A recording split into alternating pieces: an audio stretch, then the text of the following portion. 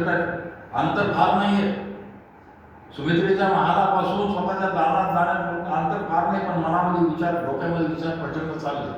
उर्मिला जर माझ्या बरोबर यायचं म्हणजे मी काय करू, तिने जर हट्ट केला तर काय करू, तिला मी कसं समजून सांगू. असं करत करत तो जो आहे दालनात पोहोचतो. उर्मिला तिथे उभी आहे, त्याला शब्द सापडत नाही की कशा पद्धतीने सांगू की मग मी रामाबरोबर वनात जाणार आहे, कसं सांगू. त्याचा तो भाव ओळखून उर्मिला स्वतः बोलायला सुरुवात. तेव्हा ती हे प्राणनाथ, तुम्ही मनावर ताण घेऊ नका. बंधुप्रेमासाठी आणि बंधूच्या कार्यासाठी तुम्ही वनात जात आहात. तुमची इच्छा नसेल तर मी तुमच्या बरोबर वनात येणार नाही. तेव्हा तुम्ही या गोष्टीचा मनाचा ताण काढून टाका की मी तुमच्या मागे येण्याचं.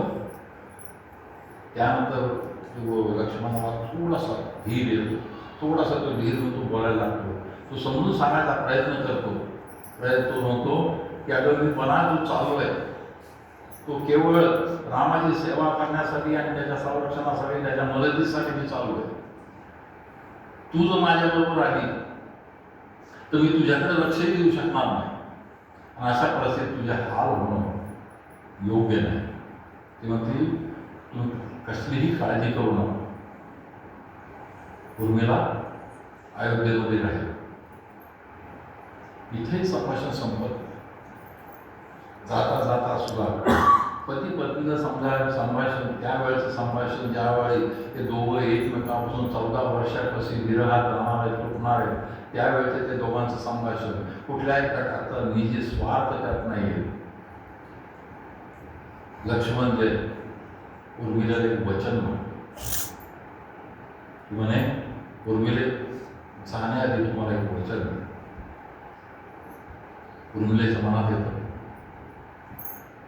की लक्ष्मण, माझ्या आईला तू सांभाळ, माझ्या आईला तू लक्ष दे, अशा प्रकारे काही विचार. लक्ष्मण तिला दुसरं सांग. लक्ष्मण तिला सांगतो, उर्मिले मी जाताना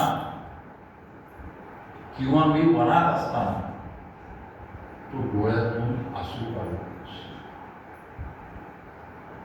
तुझ्या डोळ्यात कधीही अश्रू येऊ नये.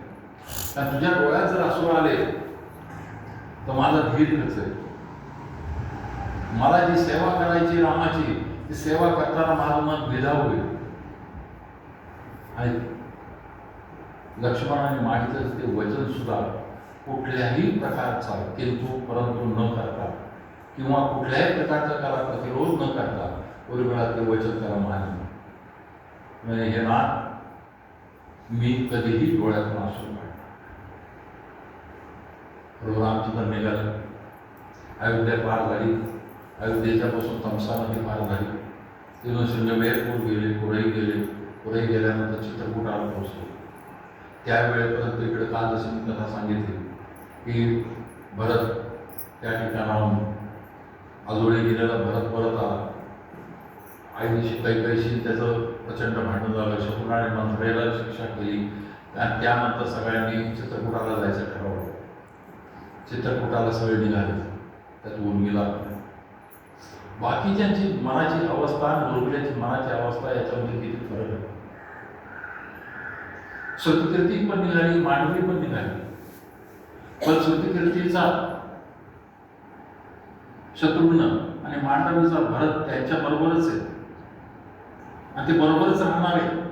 त्या उर्मिलेच्याच फक्त एक अशी आहे की तिच्या मनामध्ये ती आशा पण नाही की लक्ष्मण परत येणार आहे. फक्त एकदा त्या ठिकाणी जाऊन लक्ष्मणाला पाहिजे, डोळा भरून पाहिजे, एवढ्याच एका आशेवर ते भरताबरोबर आले. चित्रकूटाला पोहोचले. चित्रकूटाला पोहोचल्यानंतर पहिल्यांदा तर रामाचा आणि इतर लोकांच्या भेटीचा सोहळा झाला. सगळे लोक एकमेकाला भेटत राहिले. उर्मिला चित्रकूटातील मांडवी पण सीतेला भेटल्या. त्या चौघे बहिणी आणि मैत्रिणी एकमेकीशी गप्पा मारल्या, एकमेकीशी बोलायला लागल्या.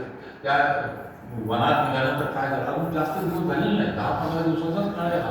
त्याच्यातच ते काय काय झालं याविषयी सगळी गोष्ट चालली. या दरम्यानच्या काळात लक्ष्मण एक नजर सुद्धा उर्मिळेवर टाकत नाही, तिच्याकडे बघत नाही, तिचा बोलण्याचा प्रयत्नही करत नाहीये. कारण का की जे ब्रह्मचार्याचं मी व्रत घेतलंय, जे वनवासीपणाचं मी घेतलंय, उर्मिला पाहिल्यानंतर माझ्या मनामध्ये कुठल्या दुसऱ्या भावना तयार होऊन माझं जे दृढ निश्चय केलेला पुढे डळमळणार तर नाही ना, या भीतीनं तो उर्मिलेकडे बघतही नाही आहे, उर्मिलाशी बोलण्याचा प्रयत्नही करीत नाही. उर्मिलाही त्याला काय बोलत. पण ही गोष्ट सीतेच्या लक्षात, हे दोघं स्वतःहून बोलणार नाहीत याची तिला जाणीव आहे. मग ते स्वतंत्र मांडवीला सांगते की तुम्ही बाहेर जा. उर्मिलेला ती त्या कुटीमध्ये थांबायला सांगते. बाहेर लक्ष्मणाला हाक मारते. लक्ष्मणाला सांगते, लक्ष्मणा कुटीमध्ये फळाची टोपली ठेवली तेवढी घेऊन. कुटीमध्ये एकटी उर्मिला. लक्ष्मणाने कुटीचं म्हणजे जसं आतमध्ये पाऊल टाकलं तसं बघितलं, इतकं सुंदर वर्णन केलेलं आहे की त्या मैत्री शरणदूतांनी म्हटलंय की जेव्हा लक्ष्मणाने आतमध्ये पाऊल टाकलं, कोपऱ्यामध्ये एक काठी झालेली स्त्री उभी होती. इतकी कृष काय झालेली उर्मिला त्या ठिकाणी उभी आहे आणि ती पण खाली मान घालून उभी आहे.